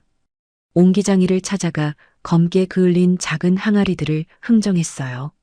100개나 되는 항아리를 한꺼번에 사겠다는 어린아이의 말에 옹기장이는 처음엔 믿지 않았지만 유겸이 품속에서 은자를 꺼내 보이자 눈을 크게 뜨며 서둘러 물건을 챙겨주었던 것이었지요. 유겸은 그 길로 숯장수를 찾아가 숯가루를 사고 소금장수에게서 볶은 소금을 그리고 약재상에게서 마른 쑥을 구했습니다. 이 모든 것이 장목수가 일러준 이치를 따른 것이었어요. 습기를 빨아들이고 상한 기운을 잡는데 이만한 것들이 없다는 것을 유겸은 그날의 짧은 대화 속에서 이미 마음에 새겨두고 있었던 것이었습니다. 유겸은 장터 어귀에서 수레 하나를 빌려 항아리들을 실었습니다. 혼자서는 도저히 옮길 수 없는 양이었으니 남은 은자를 털어 수레꾼에게 살슬 치렀어요. 항아리가 가득 실린 수레를 밀며 산길을 올라가는 유겸의 이마에는 굵은 땀방울이 맺혔습니다. 11살 어린아이의 팔로는 그 무게가 버거웠지만 이를 악물고 한 발 한 발 내디뎠던 것이었지요. 한편 그 시각 송대감댁 안채에서는 또 다른 소동이 일어나고 있었습니다. 강씨 부인에게는 오래된 습관이 하나 있었어요. 1회에 한 번씩 아무도 모르게 다락방에 올라가 병풍 뒤 벽장을 열어 은자가 온전한지 확인하는 것이었습니다. 그것은 그저 돈을 세어보는 일이 아니라 강씨 부인 나름의 마음을 다잡는 의식과도 같았던 것이었지요. 며느리를 잃고 흉년이 겹치던 그 힘겨운 세월 동안 강씨 부인은 그 은자 꾸러미를 확인할 때마다 아직은 버틸 수 있다는 위안을 얻곤 했으니까요. 그날도 여느 때처럼 강씨 부인은 새벽 일을 마치고 조용히 다락방으로 올라갔습니다. 병풍을 옆으로 밀고 벽장문을 열었을 때 강씨 부인의 손끝이 순간 얼어붙고 말았어요. 함 속에 가지런히 놓여 있어야 할 은자 꾸러미가 눈에 띄게 줄어들어 있었던 것이었습니다. 처음에는 잘못 보았나 싶어 몇 번이고 다시 세어보았지만 아무리 헤아려도 적잖은 양이 사라진 것이 분명했어요. 이럴 수가. 대체 누가? 강씨 부인의 목소리가 가늘게 떨렸습니다. 순간 온갖 생각이 머릿속을 스쳐 지나갔어요. 도둑이 담을 넘었을 리는 없었습니다. 이 벽장의 존재를 아는 사람은 이 집안에 강씨 부인 자신 말고는 아무도 없어야 마땅했으니까요. 그렇다면 필시 집안 사람 중 누군가의 소행이라는 뜻이었고 그 생각에 다다르자 강씨 부인의 낯빛이 하얗게 질려갔던 것이었지요. 강씨 부인은 곧바로 아래로 내려가 집안 종들을 모두 불러 모았습니다. 방마다 문을 열어 젖히고 곳간이며 헛간이며 구석구석을 뒤지기 시작했어요. 혹여 도둑이 아직 집안 어딘가에 숨어 있는 것은 아닌지 아니면 훔친 물건을 어딘가에 감추어 둔 것은 아닌지 살피기 위함이었습니다. 그 소란에 온 집안이 발칵 뒤집혔고 종들은 영문도 모른 채 강씨 부인의 눈치를 살피며 이강 저방을 오갔던 것이었지요. 그러던 중 부엌일을 맡은 늙은 종 하나가 조심스레 강씨 부인 앞으로 나섰습니다. 마님, 아래옵기 송구하오나. 소인이 오늘 새벽 물을 기르러 나갔다가 그 머슴아이가 사랑채에서 나오는 것을 보았사옵니다. 강씨 부인의 눈썹이 꿈틀했습니다. 그것이 참말이더냐? 틀림없이 그 아이였더냐? 예, 마님. 틀림없었사옵니다. 그 말을 듣는 순간 강씨 부인의 머릿속에서 모든 것이 하나로 이어졌습니다.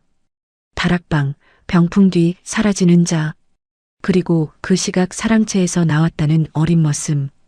강씨 부인은 이를 악물며 다시 물었어요. 그래서 그 아이는 지금 어디 있느냐? 당장 불러오너라. 그러나 종들이 아무리 찾아보아도 유겸의 모습은 어디에도 보이지 않았습니다. 아침 일찍부터 유겸이 보이지 않는다는 것을 뒤늦게 알아챈 다른 종들도 하나둘 그 사실을 고하기 시작했어요. 소인도 아침 내내 그 아이를 보지 못했사옵니다. 물동이도 그대로 있고 아궁이 불도 지피지 않은 채였사옵니다. 소인 역시 그러하옵니다. 필시 무슨 일이 있는 듯하옵니다. 여기저기서 터져나오는 종들의 말에 강씨 부인의 얼굴은 점점 더 딱딱하게 굳어갔습니다. 의심은 이미 확신으로 굳어지고 있었어요. 강씨 부인은 마당 한가운데 서서 사방을 둘러보며 몇 번이고 되뇌었습니다. 그 아이가 감히 내 은자를.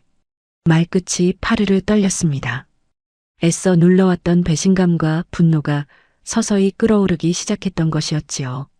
집안 사람들 모두가 술렁이는 가운데 시간은 속절없이 흘러 어느덧 해가 중천에 떠오르고 있었습니다.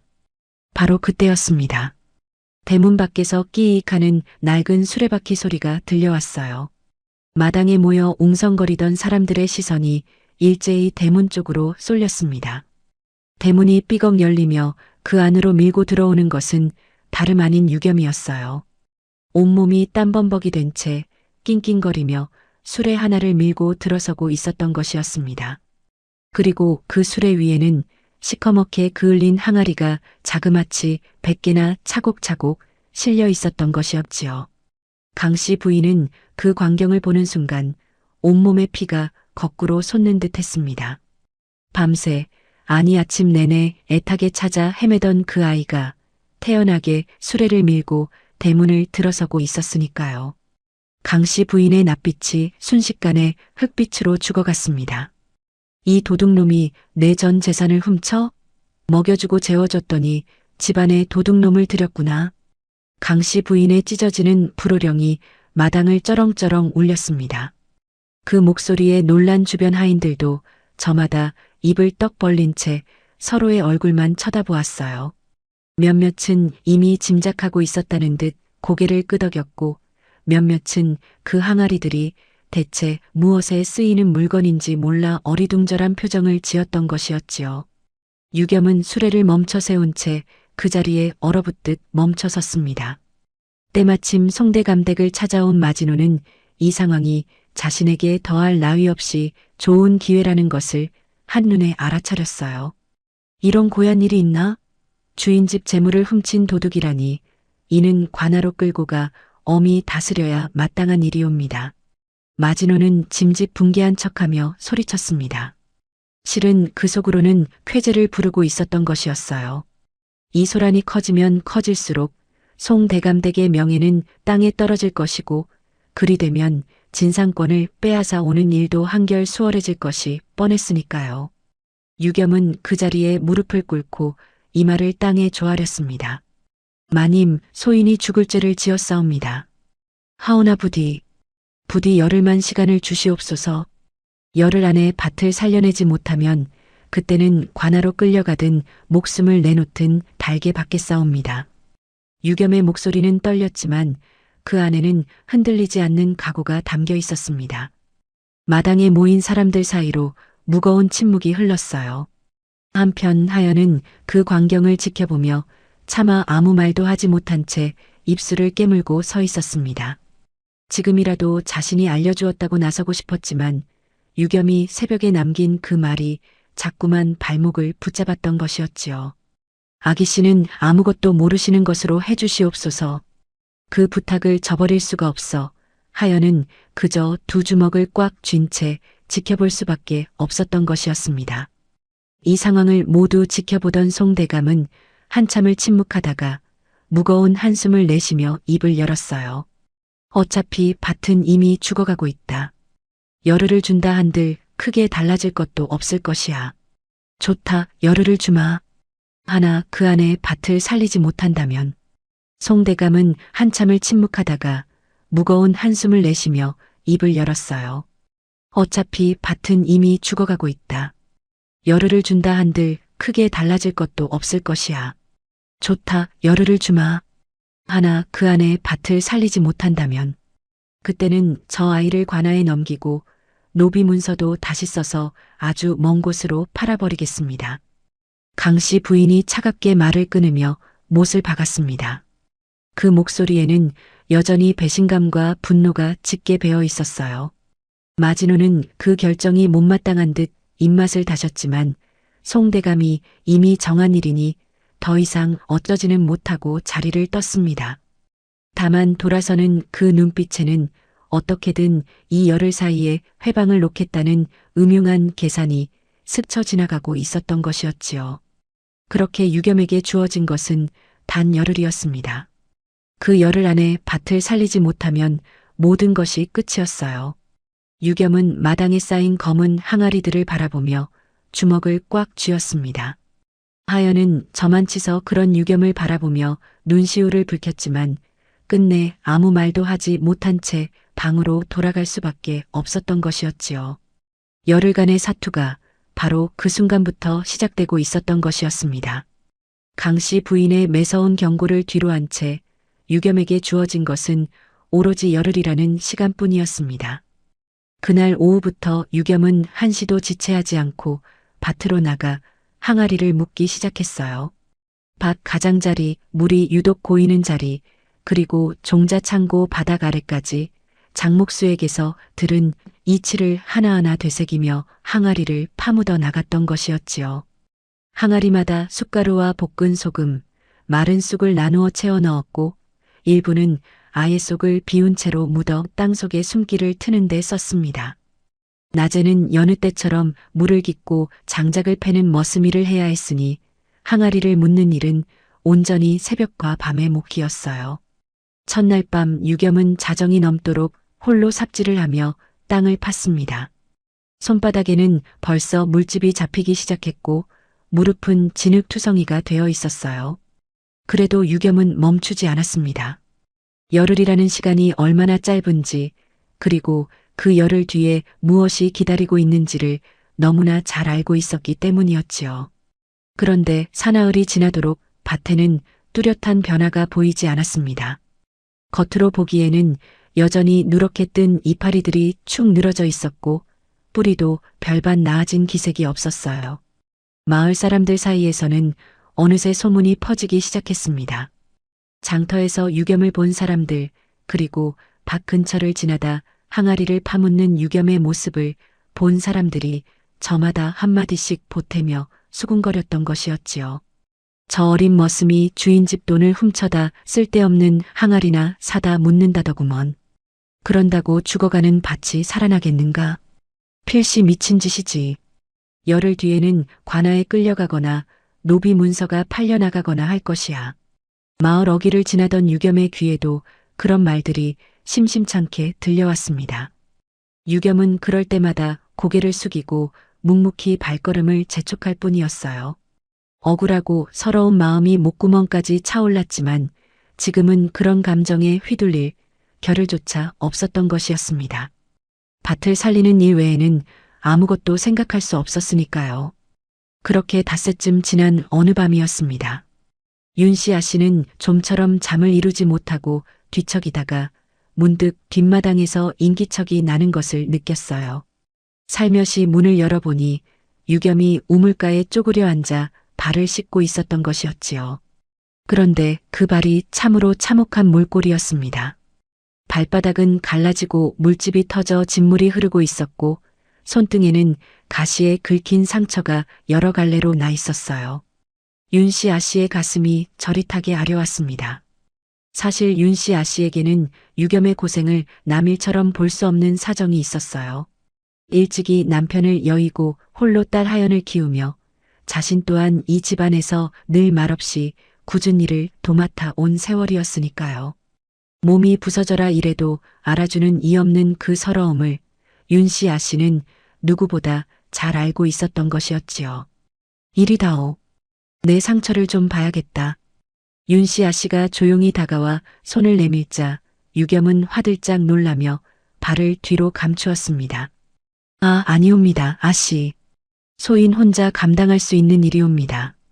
아이야, 몸이 성해야 밭도 살릴 수 있는 법이다. 어서 이리다오. 윤씨 아씨의 목소리는 나직했지만 거절할 수 없는 힘이 담겨 있었어요. 유겸은 결국 못 이기는 척 발을 내밀었습니다. 윤씨 아씨는 미리 챙겨온 약초즙을 상처에 발라주며 헝겊으로 정성스레 감싸주었어요. 손길이 투박했지만 그 안에 담긴 마음만은 따뜻했던 것이었지요. 어머니가 살아계셨다면 아마 이렇게 해주셨을 것이옵니다. 유겸이 나직이 중얼거리자 윤씨 아씨는 잠시 손을 멈추고 유겸의 얼굴을 바라보았습니다. 그 말 속에 담긴 그리움과 외로움이 고스란히 전해졌기 때문이었어요. 윤씨 아씨는 아무 말 없이 유겸의 어깨를 한번 다독여주고는 다시 상처를 감싸는 일에 몰두했습니다. 그날 이후로 윤씨 아씨는 며칠에 한 번씩 몰래 유겸의 상처를 살펴주었어요.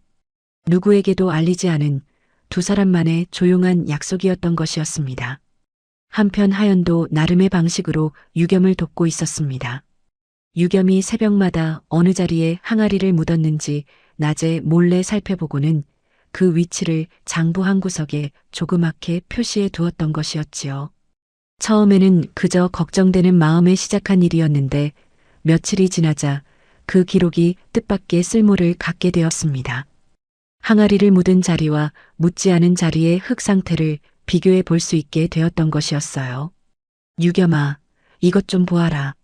엿새째 되던 날 아침 하연이 유겸을 조용히 불러 장부를 내밀었습니다. 표시해둔 자리들을 짚어가며 설명을 이었어요. 항아리를 묻은 자리 주변의 흙이 다른 곳보다 조금씩 마르고 있는 듯하다. 아직 눈에 띄게 다르지는 않지만 분명 변화가 있는 것 같구나. 유겸의 눈이 반짝였습니다. 겉으로 보이는 잎사귀나 뿌리는 여전히 시들어 있었지만 땅속에서는 분명 무언가 달라지고 있었던 것이었지요. 유겸은 그 말에 힘을 얻어 밤마다 더욱 열심히 항아리를 묻고 흙을 살폈습니다. 하지만 이 작은 희망의 조짐을 눈의 가시처럼 여기는 이가 있었으니 바로 마지노였던 것이었어요. 밭 근처를 은밀히 살피게 해둔 끈앞으로부터 밭에 조금씩이나마 변화의 기미가 보인다는 소식을 전해 들은 마지노는 낯빛이 굳어졌습니다. 마지노에게는 이 밭이 살아나서는 안 될 절박한 이유가 있었어요. 만약 유겸의 방법이 통해서 밭이 정말로 살아난다면 그동안 자신이 종자와 약재를 빼돌려 온 수법이 낱낱이 들통날 위험이 있었으니까요. 애초에 밭이 죽어간 것도 자신이 상한 씨앗을 몰래 섞어 넣었기 때문이라는 사실이 밝혀지는 날에는 마지노 자신의 목이 10개라도 부족할 판이었던 것이었지요. 마지노는 그날 밤 자신의 수화 하나를 은밀히 불렀습니다. 오늘 밤 송대감댁 밭에 몰래 들어가 항아리 몇 개를 깨뜨리고 오너라. 흔적은 남기지 말되 혹여 발각되더라도 결코 내 이름을 입에 담지 말거라. 수아는 고개를 조아리며 명을 받들었습니다. 마지노는 그렇게 명을 내리면서도 속으로 회심의 미소를 지었어요. 항아리가 깨지면 밭은 다시 상하게 될 것이고 그 죄는 고스란히 유겸에게 뒤집어 씌우면 될 일이었으니까요. 왕실의 바칠 진상품을 훼손한 죄까지 더해진다면 이번에야말로 유겸을 완전히 끝장낼 수 있으리라는 계산이었던 것이었습니다. 그날 밤 유겸은 그날따라 몸이 무거워 잠시 눈을 붙인 사이 회방꾼의 발소리를 놓치고 말았습니다. 며칠째 제대로 잠을 자지 못한 탓에 몸이 지칠 대로 지쳐 있었던 것이었어요. 어둠을 틈타밭으로 숨어든 마지노의 수아는 가죽신을 신은 채 조심스레 밭고랑 사이를 오가며 항아리 몇 개를 발로 걷어차 깨뜨렸습니다. 쨍그랑거리는 소리가 밤 공기를 갈랐지만 다행히도 깊이 잠든 유겸은 그 소리를 듣지 못했던 것이었지요. 이튿날 아침 항아리를 살피러 나온 유겸은 깨진 항아리들을 발견하고 그 자리에 얼어붙고 말았습니다. 밤새 정성 들여 묻어둔 항아리 몇 개가 산산조각이 나 있었고 그 주변의 흙은 다시 축축하게 젖어 있었어요. 물길이 도로 막혀버린 것이 분명했습니다. 대체 누가 이런 짓을? 유겸은 망연자실한 채 깨진 항아리 조각들을 바라보았습니다. 그런데 바로 그때 소식을 듣고 달려온 마지노가 기다렸다는 듯 목소리를 높였어요. 이것 보시오. 어린 머슴이 밤새 무슨 짓을 했는지 보시란 말이오. 왕실에 바칠 진상밭을 이 지경으로 훼손해 놓았으니 이는 결코 가벼이 넘길 일이 아니오. 마지노는 짐짓 격분한 척하며 소리쳤습니다. 그 목소리를 듣고 강씨 부인과 송대감도 부랴부랴 밭으로 달려나왔어요.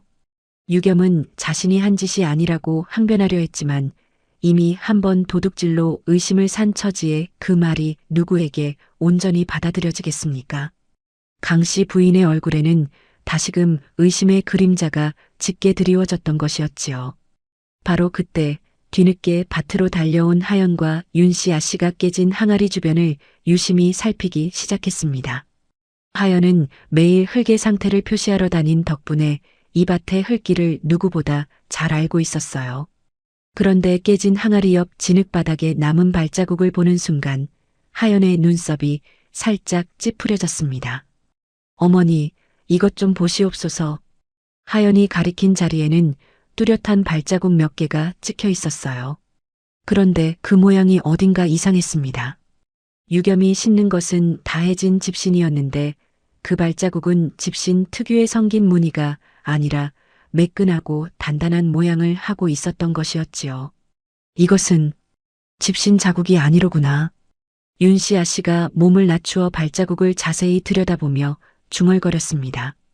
평소 바느질과 옷감을 다루는 일에 능했던 윤씨 아씨는 발의 모양이나 신발의 재질을 눈여겨보는데도 예사롭지 않은 눈썰미가 있었어요.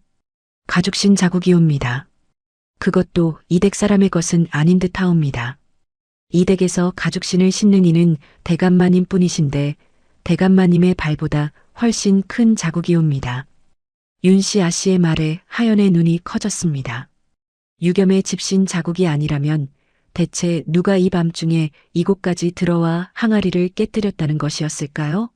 하연과 윤씨 아씨의 시선이 동시에 마지노 쪽을 향했습니다. 물론 아직은 심증뿐 확신할 수 있는 것은 아무것도 없었어요. 하지만 이 발자국이야말로 그동안 유겸에게만 쏠려있던 의심의 방향을 서서히 다른 곳으로 돌리는 첫 실마리가 되고 있었던 것이었지요. 발자국을 둘러싼 웅성거림 속에서도 정작 유겸은 그 자리에 오래 머물러 있을 수가 없었습니다.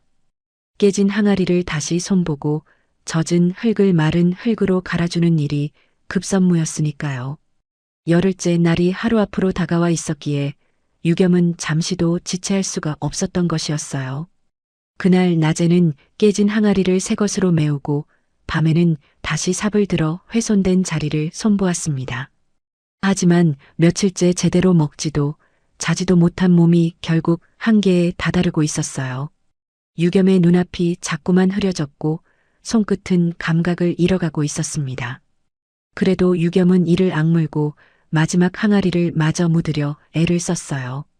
그러나 채 마지막 삽질을 끝내기도 전에 유겸의 몸이 스르르 힘을 잃으며 밭고랑 사이로 쓰러지고 말았던 것이었습니다.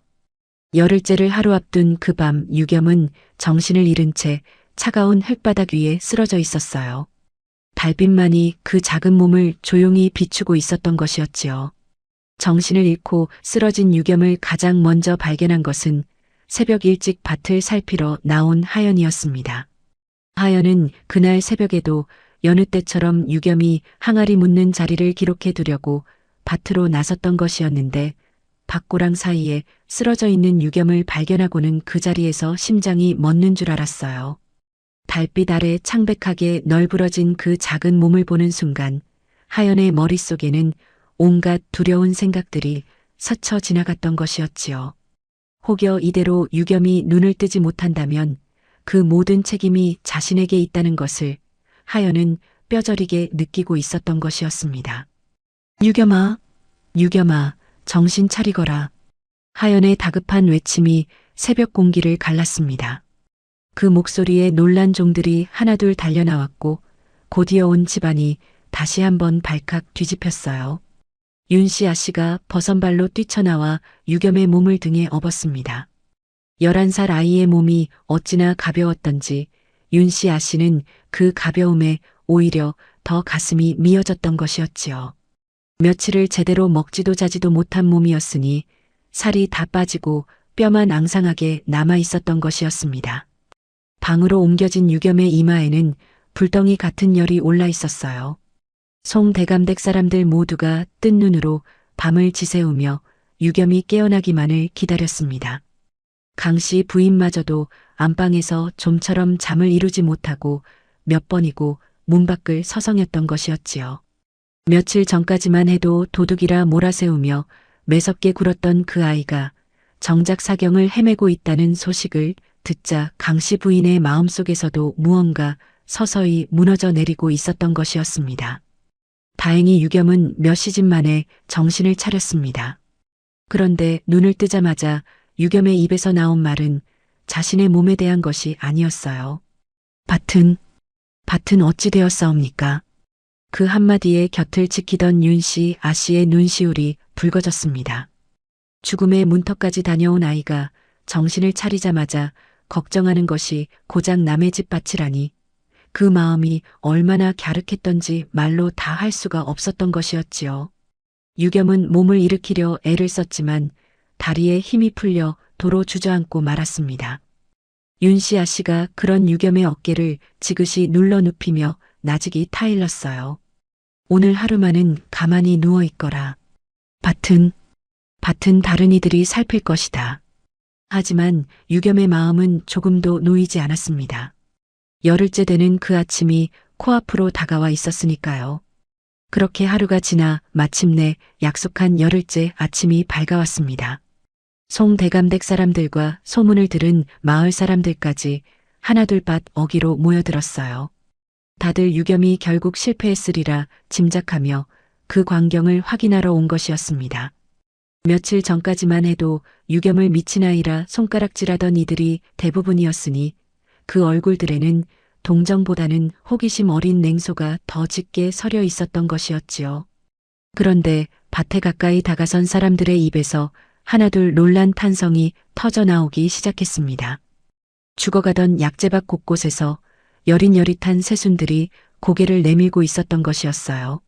며칠 전까지만 해도 누렇게 뜬 채 축 늘어져 있던 이파리들 틈으로 연두빛 새싹이 하나둘 돋아나고 있었지요. 항아리를 묻은 자리를 중심으로 흙이 눈에 띄게 보송해져 있었고 종자 창고 쪽에서도 그 지긋지긋하던 눅눅하고 시큼한 냄새가 씻은 듯이 사라져 있었어요. 마을 사람들은 서로의 얼굴을 마주보며 믿을 수 없다는 표정을 지었습니다. 이럴 수가. 정녕 저 어린 것이 밭을 살려냈단 말인가. 누군가 그렇게 중얼거리자 여기저기서 웅성거림이 커져만 갔어요. 며칠 전까지 유겸을 비웃던 그 입들이 이제는 놀라움을 감추지 못한 채 서로를 돌아보고 있었던 것이었지요. 유겸은 아직 몸이 채 낫지 않은 채로 하연과 윤씨 아씨의 부축을 받으며 밭 어기로 힘겹게 걸어 나왔습니다. 그 여린 다리로 한 걸음씩 내디딜 때마다 지난 열흘간의 고통이 고스란히 되살아나는 듯 했지만 유겸은 우순간만큼은 그 아픔조차 잊은 채 밭을 바라보고 있었던 것이었어요. 살아난 새순들을 눈에 담는 순간 유겸의 눈에서는 저도 모르게 뜨거운 것이 차올랐습니다. 그런데 바로 그때 밭 어기 쪽에서 낯선 노인 한 사람이 지팡이를 짚은 채 이 광경을 물끄러미 바라보고 있었습니다. 검소한 도포 차림에 흰 수염을 길게 늘어뜨린 그 노인이 바로 몇 해 전궁을 떠나 이 산골 마을 어귀에 홀로 은거해 온 전직 내의원 어이 허진이었어요. 허진에게는 관직을 버리고 낙향하게 된 나름의 사연이 있었습니다. 궁중의 파벌 다툼 속에서 자신이 올린 처방이 정쟁의 도구로 이용되는 것에 환멸을 느낀 허진은 몇 해 전 호련히 관직을 내려놓고 이 외딴 산골로 숨어들었던 것이었지요. 처음 몇 해는 세상과 인연을 끊고 지내려 했으나 몸에 밴 의원의 눈만은 좀처럼 잠재워지지 않아서 근방을 오가며 약초와 흙의 상태를 살피는 것이 어느새 허진의 오랜 습관이 되어 있었던 것이었습니다. 그날도 여느 때처럼 산책 삼아 마을을 둘러보던 허진은 밭 어귀에 모여 웅성거리는 사람들을 보고 걸음을 멈추었습니다. 가까이 다가와 새로 돋아난 새순과 그 뿌리를 조심스레 살펴보았어요. 흙을 한 줌 쥐어 냄새를 맡아보고 항아리가 묻힌 자리에 감촉을 손끝으로 가늠해 보기도 했습니다. 그러던 허진의 눈이 점점 커지기 시작했어요. 평생 의서를 뒤지고 약재를 다뤄온 허진의 눈에도 이 방식은 참으로 낯설면서도 이치에 맞아떨어지는 것이었던 것이었지요. 이것은 숲과 재로 습기를 다스리고 빈 항아리로 땅속에 숨기를 낸 것이 아니오? 대체 누가 이런 방도를 생각해냈단 말이오? 허진의 목소리에는 놀라움이 짙게 배어 있었습니다. 사실 이는 허진이 궁중의서에서 스치듯 접했던 오래된 이치와 맞닿아 있는 방법이었어요. 하지만 그것을 실제로 이렇게 정교하게 적용해 밭 전체를 살려낸 사례는 허진도 평생 처음 보는 것이었던 것이었지요. 사람들은 그제야 유겸을 가리켰습니다. 소인이 한 것이옵니다. 유겸이 힘겹게 그렇게 답하자 허진은 유겸에게 다가가 그 작은 손을 가만히 들여다보았습니다. 상처투성이인 그 손끝에서 허진은 무언가 예사롭지 않은 기운을 느꼈던 것이었어요. 어린 나이에 이런 이치를 스스로 깨우쳤단 말이더냐. 참으로 대단한 재주로다. 바로 그때 밭 한쪽에서 지켜보고 있던 장목수가 앞으로 나섰습니다. 사실 장목수는 며칠 전부터 이 마을 근방을 오가며 밭의 형편을 남몰래 살피고 있었어요. 유겸에게 이치만 일러주고 떠난 뒤로도 그 어린아이가 과연 제대로 해내고 있는지 마음이 쓰였던 것이었지요. 게다가 장목수에게는 이 일을 결코 그냥 지나칠 수 없는 또 다른 이유가 있었습니다. 오래전 자신이 부패한 아전들의 종자 빼돌리기를 고발했다가 도리어 누명을 쓰고 쫓겨났던 그 억울함이 이 순간 다시금 되살아나고 있었던 것이었어요. 그때 자신이 밝히지 못했던 진실을 이번만큼은 반드시 세상에 드러내야겠다는 결심이 장목수의 가슴 속에 자리 잡고 있었던 것이었지요. 소인이 한 말씀 아뢰옵니다. 이 밭이 애초에 이 지경이 된 것은 결코 하늘의 조화나 자연스러운 병증이 아니었사옵니다. 장목수의 말에 사람들의 시선이 일제히 쏠렸습니다. 장목수는 품속에서 무언가를 꺼내 보였어요. 며칠 전 관아 근처를 지나다 우연히 손에 넣은 마지노가 종자와 약재를 몰래 거래해 온 흔적이 담긴 낡은 쪽지였습니다. 소인이 한때 관아의 종자 창고를 맡아본 적이 있었는데 그때의 눈으로 보아하니 이 댁의 종자에는 처음부터 손을 댄 흔적이 역력했사옵니다. 그리고 그 뒤에는 장목수가 말끝을 흐리며 마지노 쪽을 바라보자 마지노의 낯빛이 하얗게 질리기 시작했습니다. 마지노는 애써 태어난 척 헛기침을 하며 발뺌하려 했어요. 무슨 그런 터무니없는 소리를. 늙은 소금장수의 말을 어찌 믿는단 말이오. 하지만 그 목소리에는 이미 당황한 기색이 역력했습니다. 그때 하연이 앞으로 나서며 손에 든 장부를 펼쳐 보였어요. 저 역시 오래전부터 이상하게 여긴 것이 있었사옵니다. 종자가 상하기 시작한 시점과 관아에서 마지노가 직접 창고를 살피고 간 날짜가 정확히 맞아떨어지옵니다. 이는 결코 우연이라 할 수 없사옵니다. 하연이 장부의 날짜들을 짚어가며 또박또박 아뢰자 사람들 사이에서 술렁임이 커졌습니다. 그리고 윤씨 아씨가 마지막으로 나섰어요. 그날 밤 항아리를 깨뜨린 자의 발자국을 소인이 직접 살펴보았사온데 그것은 결코 유겸의 직신 자국이 아니었사옵니다.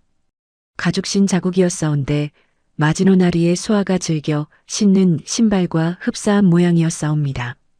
윤씨 아씨의 말이 끝나자 마지노의 얼굴은 이미 사색이 되어 있었습니다.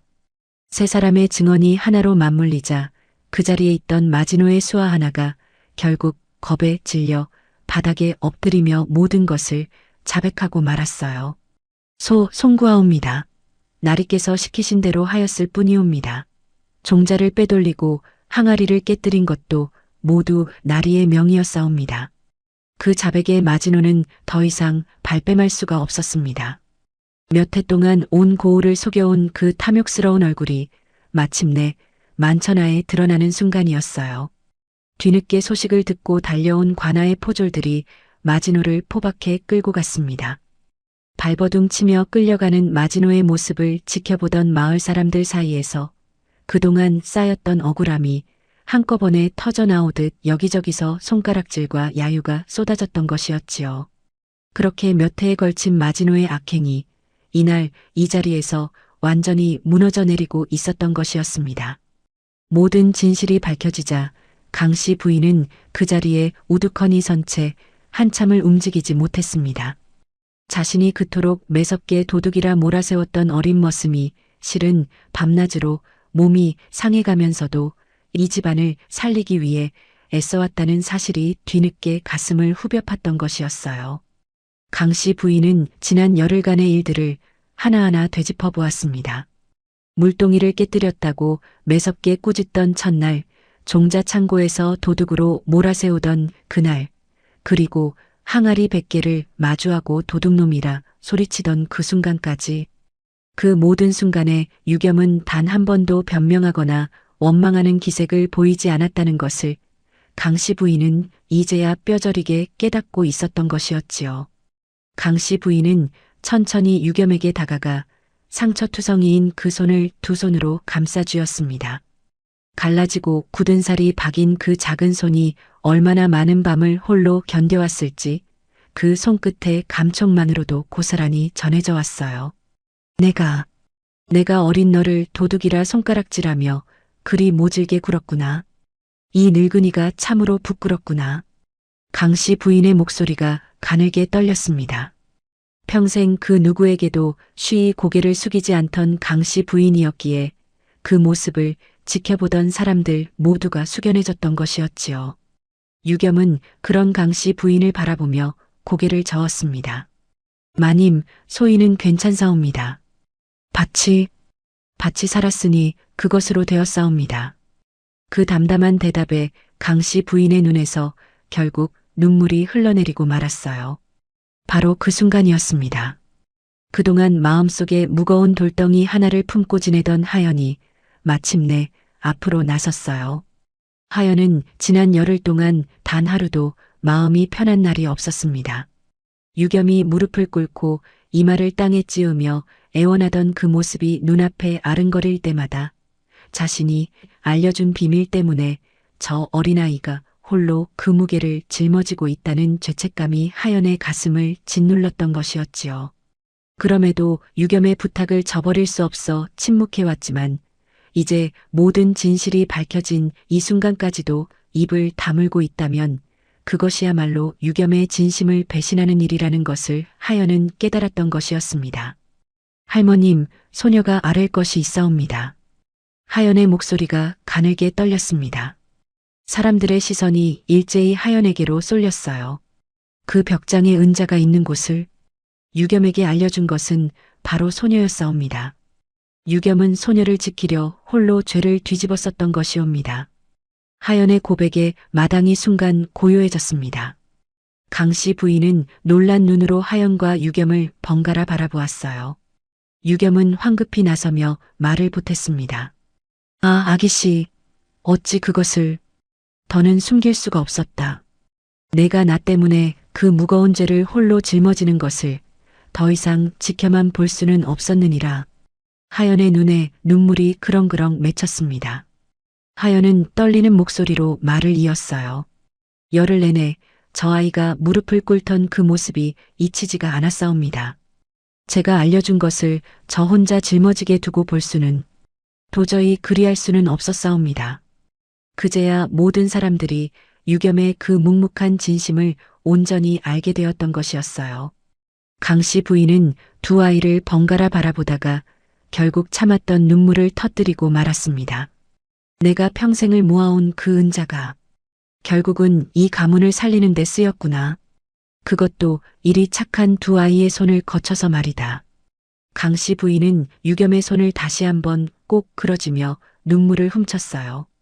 그 눈물에는 지난날에 매몰찼던 모든 순간에 대한 뉘우침과 이 집안을 살려낸 어린 은인에 대한 고마움이 함께 담겨 있었던 것이었지요. 그 모든 광경을 지켜보던 허진이 조용히 앞으로 나섰습니다. 허진은 유겸의 어깨에 손을 얹으며 나직이 말했어요. 내 재주는 결코 이런 산골에 묻혀 있을 것이 아니다. 내 비록 관직은 내려놓았으나 한양에 아직 인연이 남아있으니 너를 데려가 약재와 산법을 제대로 배울 수 있도록 자리를 마련해주고 싶구나. 유겸은 그 말에 놀라 눈을 크게 떴습니다.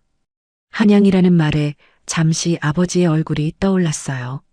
몇 해 전 헤어질 때 마지막으로 손에 쥐어주셨던 그 약초 그림책이 문득 품속에서 무겁게 느껴졌던 것이었지요. 하지만 곧바로 밭과 이 집안, 그리고 곁에 선 하연의 얼굴이 눈앞에 스쳐 지나갔습니다. 유겸은 잠시 고개를 숙이고 생각에 잠기더니 이내 결심한 듯 입을 열었어요. 나으리 소인에게 그런 자리를 마련해 주신다니 그저 감흡할 따름이옵니다. 하오나 이 밭이 아직 온전히 자리를 잡은 것은 아니옵니다. 한 해만 더 이곳에 머물며 밭을 마저 돌본 뒤에 떠나도 늦지 않겠사옵니까? 유겸의 그 한마디에 곁에 있던 송대감과 강씨 부인의 얼굴에 놀라움과 기특함이 동시에 스쳤습니다. 11살 어린아이가 그 좋은 기회를 눈앞에 두고도 자신이 살려낸 밭에 대한 책임을 먼저 헤아리고 있었으니까요. 허진은 그 대답을 듣고 잠시 유겸을 물끄러미 바라보다가 이내 흡족한 미소를 지으며 고개를 끄덕였어요. 그도 좋은 생각이다. 급할 것 없느니라. 내 재주라면 한 해쯤 늦는다 한들 무엇이 문제가 되겠느냐. 오히려 그 마음가짐이야말로 내가 너를 더욱 믿고 데려가고픈 까닭이 되는구나. 그리하여 유겸은 그 후로도 한 해를 더 송대감 댁에 머물며 약재밭을 온전히 되살려 놓았습니다. 그 한 해 동안 유겸은 더 이상 서러운 눈칫밥을 먹는 머슴이 아니라 온 집안이 함께 아끼고 존중하는 은인으로 대접받았어요. 그리고 이듬해 봄 유겸은 허진을 따라 한양으로 올라가 약재와 산법을 본격적으로 익히기 시작했습니다. 몇 해가 흐르는 동안 유겸은 어엿한 약재 관리인으로 성장했고 그 이름이 조금씩 세상에 알려지기 시작했던 것이었지요. 세월이 흘러 유겸이 다시 산골 마을로 돌아왔을 때 그는 더 이상 빚 대신 팔려온 어린 머슴이 아니었습니다. 송대감과 강씨 부인, 윤씨 아씨 모두가 반가이 그를 맞이했어요. 그리고 집안 어른들의 허락 아래 유겸은 오랜 세월 자신을 믿고 기다려준 하영과 마침내 혼인을 하게 되었던 것이었습니다. 혼례를 치르던 날 검은 항아리 100개가 묻혔던 그 약재밭에는 초록빛 새순들이 바람에 살랑이고 있었어요. 사람들은 그 밭을 더 이상 죽어가던 밭이라 부르지 않았습니다. 대신 몰락해 가던 한 가문을 다시 일으켜 세운 밭이라 하여 오래도록 그 이야기를 두고두고 전하였던 것이었지요.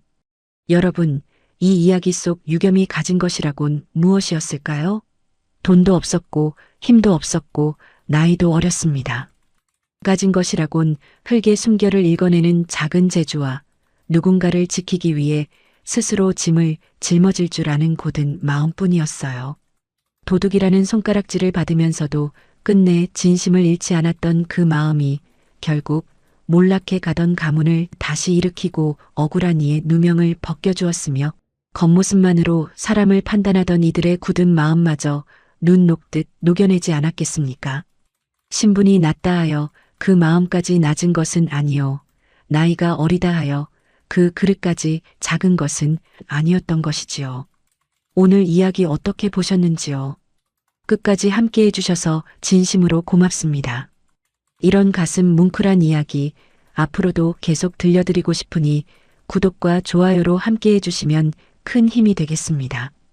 다음에도 오래오래 마음에 남는 이야기로 다시 찾아뵙겠습니다.